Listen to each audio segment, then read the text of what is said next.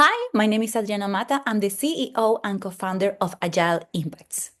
If you see any impact report today, it will look like this: 50 pages of pure text, images, and the typical SDG contribution. But if you count the number of impact indicators you're able to compare with other reports, zero.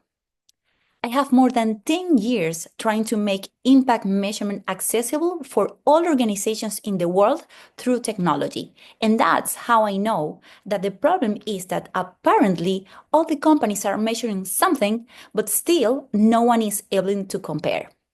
So when the world asks, we need more impact measurement, what they actually asking is, we need more comparisons.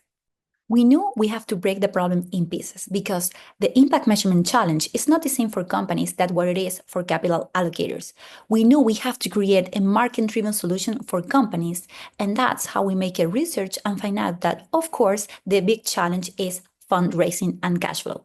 So we built different tools to connect impact measurement to access to not diluting funding opportunities. And the best part is that it's working. We now have more than 1,300 users in more than 50 countries. But we knew we have to fix the other side of the capital, the investors. We asked them and they answered that they must benchmark existing data because there were no room for new measurement. And that's a much more complicated problem. And that's why we borrow an algorithm from astrophysics that clusters stars to make it cluster impact data and make the comparison possible. As a result, we created an AI-powered benchmarking platform that is designed to measure and compare the social and environmental impact with the data the companies already have. And when IDB came to us with this challenge with 500 investment operations and more than 4,000 indicators, our AI was able to harmonize them all in 35 indicators with 90% accuracy. And why this is so important right now?